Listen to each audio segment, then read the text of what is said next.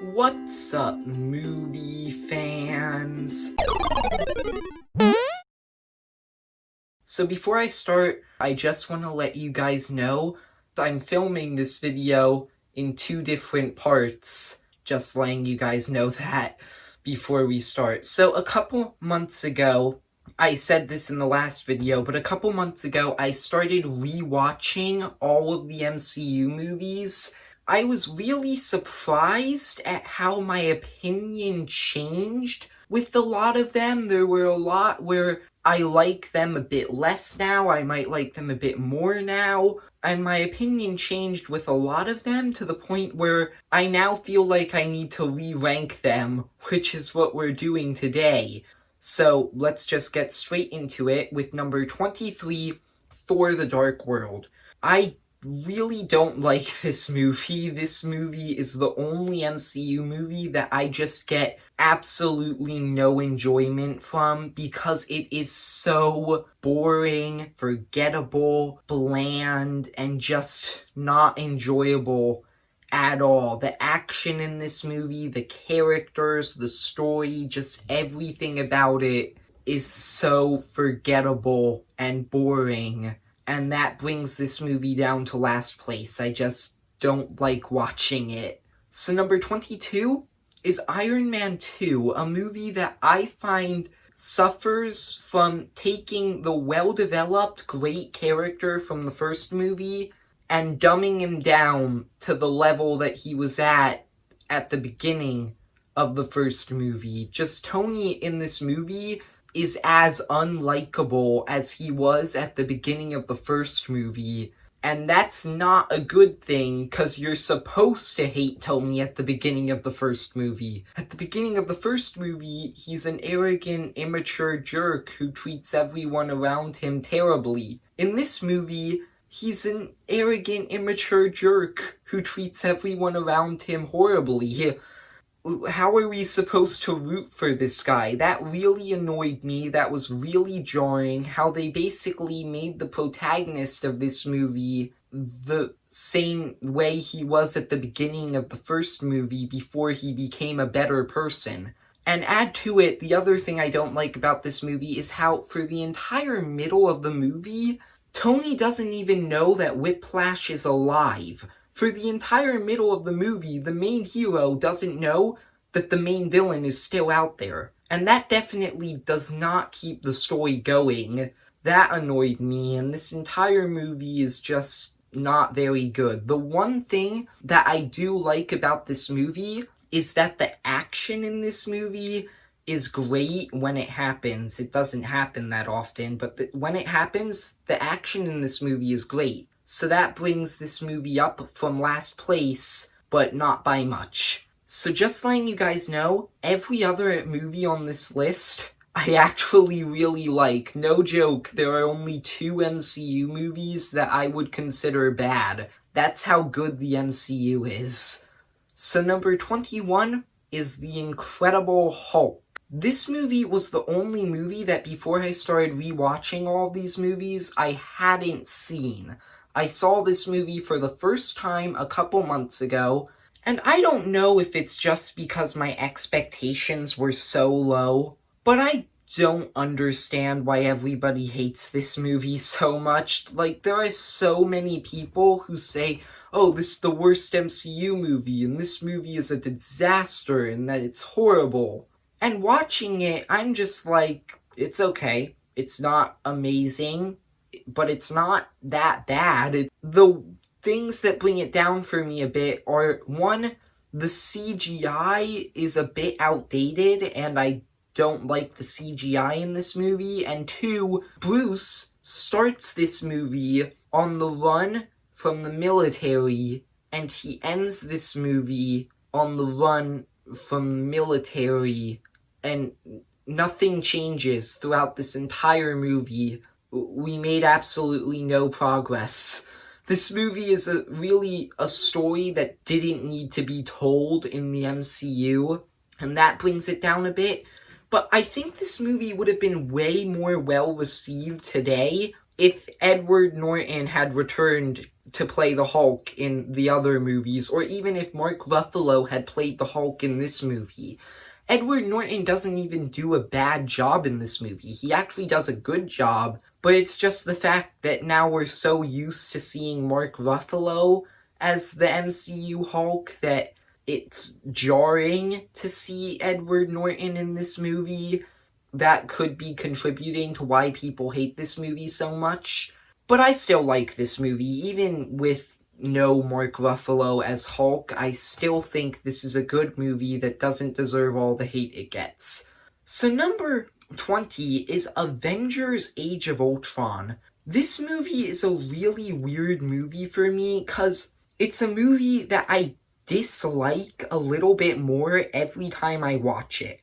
And that's weird, because basically every other movie in the MCU has the complete opposite effect on me. Normally, I like all the movies more every time I watch them, but with this movie, I've gone from the first time I watched it, where I literally thought it was better than the first Avengers movie, to now, where I'm actually on the verge of calling it bad. And I don't even know why, to be completely honest. Theoretically, I should really like this movie. It has some great moments of character, it has a pretty good villain, it has some great action.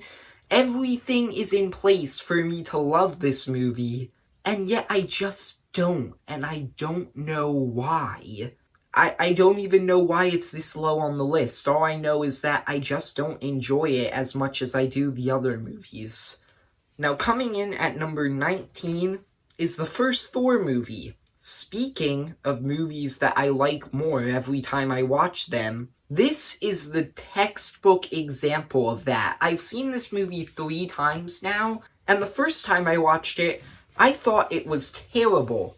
The second time, I thought it was mediocre, and now, rewatching it again, I think it's actually pretty good. It's been like the weirdest change for me, where now I actually really like this movie, even though the first time I watched it, I hated it.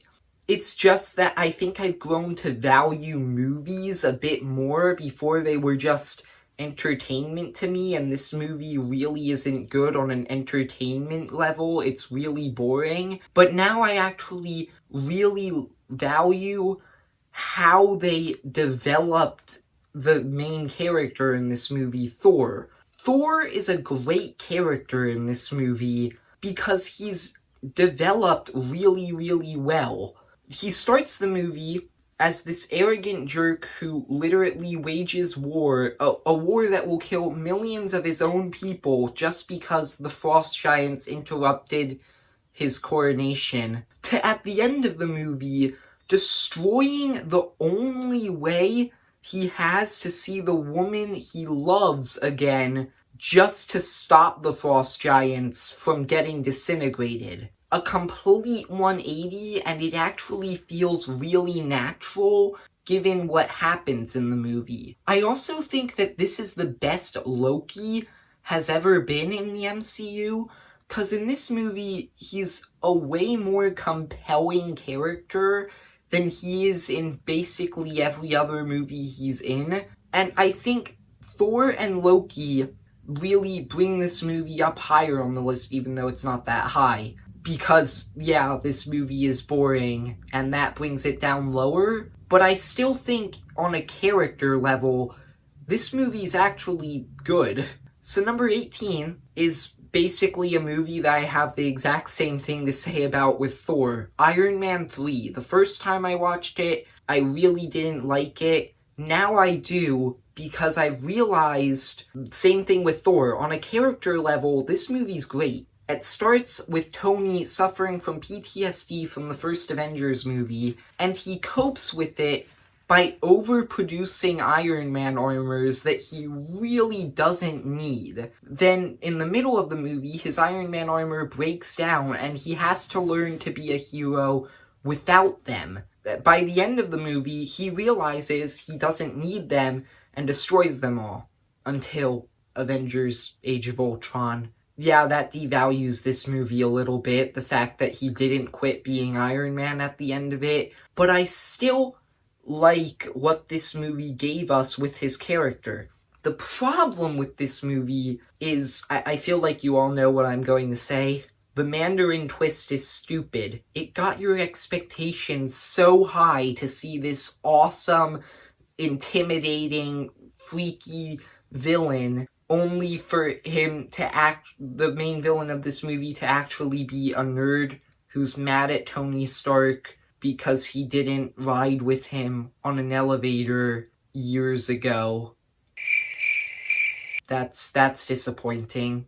And that brings this movie down on the list, even though it does develop its main character really well. Number 17 is Ant-Man and the Wasp. A really fun movie. I really enjoy this movie. The problem with this movie is the fact that the stakes are incredibly low and probably the lowest they've ever been in the MCU. Like, even in the first Ant-Man movie, if Ant-Man lost in that movie, Hydra would have gotten their hands on incredibly dangerous shrinking technology. In this movie, if Ant-Man loses, all that happens is Janet dies. There's no other big thing that will impact the world in this movie. It's just this one person that they're trying to save, and I think that devalues this movie a bit. But then again, this movie really isn't trying to be this big, compelling, big story. It's just trying to be this fun, feel-good movie. And it succeeds. It's funny, it's creative, not as funny and creative as the first movie, but it still works. Number 16 is gonna be the most unnecessarily hated movie in history. Okay, that's an exaggeration. The Last Jedi is the most unnecessarily hated movie in history, but Captain Marvel comes as a close second. This movie is so hated by so many people. It's the only movie in the entire MCU that has a rotten audience score on Rotten Tomatoes, and I don't get why. It's not that bad, guys. It's really not that bad. It has problems. Most other movies in the MCU are more compelling than it, but it's not that bad. It has a lot of really good twists and turns that I genuinely didn't see coming. It's really fun. Nick Fury and Captain Marvel are really fun characters, and their interactions with each other make them even better. This movie actually has a lot of emotion to it in some scenes too, so I don't get why everybody hates this movie so much, but a lot of people, for some reason, just hate it. The one thing that I do have to admit I hate about this movie is the continuity errors. It's a prequel, and it's basically a prequel's job to create continuity errors. They're really annoying in this movie. I'm not gonna list them all, but this movie does create a lot of continuity errors that annoyed me. So coming in at number 15 is Ant-Man. And this movie is better than its sequel for one reason. Not only is it funny and creative, but like I said, this movie has a lot higher stakes, and it has a lot more emotion. You have the relationship between Hope and Hank that brings it higher up. You have the relationship between Scott and Cassie that brings it up. Things like that make this movie, better and bring it up higher. It does feel a bit rushed in some scenes. That's one thing that I find when I'm watching this movie. The montage in the middle of the movie where Ant-Man is learning how to use his powers, that's where most of the big emotional stuff happens, and I wish it wouldn't have happened there and it would have happened sooner, or not sooner, but later, because that would have made it a bit more emotional. But it's fine, I still like this movie, and like I said, the action in this movie is very creative and very fun, specifically when Ant-Man's first using his powers and learning how to, and when he first learns that the suit can shrink, and he's running through this huge party trying not to get stepped on. He runs into a rat that he has to outrun. All of those things are fun. And then you also have the final battle, which is just amazing. So there's some really good things about this movie that I really like. There's just a few things that bring it down a bit more that I feel are a bit rushed. Number 14, Captain America: The First Avenger.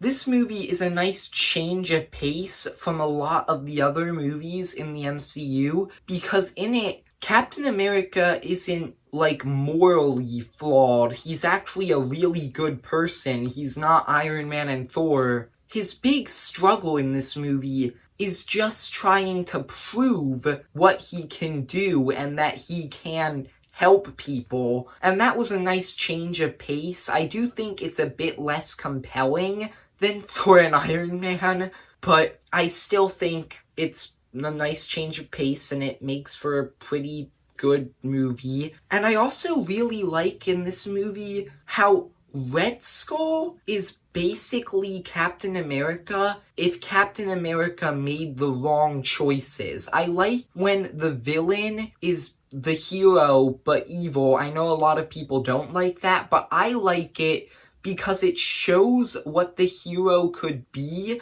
if they simply made the one simple choice to be a bad person, because that makes you respect the hero more, and I just really like when movies do that, and Red Skull in this movie is basically Captain America if Captain America wasn't a good person, and I like that fact, because it makes you respect Captain America more, in my opinion. It is a bit less compelling than a lot of other movies on this list, so that's what brings it out of the top 10 and down to number 14. But I still like this movie.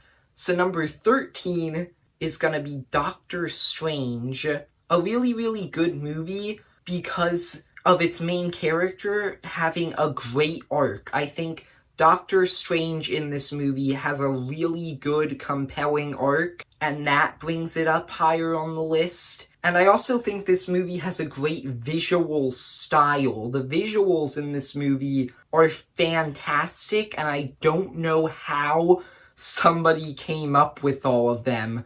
They're great, though. I really like Doctor Strange as a character in this movie. Sure, he might be a bit of a rehash of Iron Man, but hey, it works, so I'm not going to complain about that. And like I said, the action in this movie and the visuals are great. I don't know how people came up with them. They're so creative, so unique, and just really good. The one problem with this movie, it brings up all these interesting themes about the consequences of messing with natural law and all that stuff. And all it does with them is set up a sequel. It doesn't actually explore them, and that brings this movie down a bit. But I still really like this movie. I'm going to be filming the second part of this video in a couple days, but yeah, that's all I have to say for now, so see ya.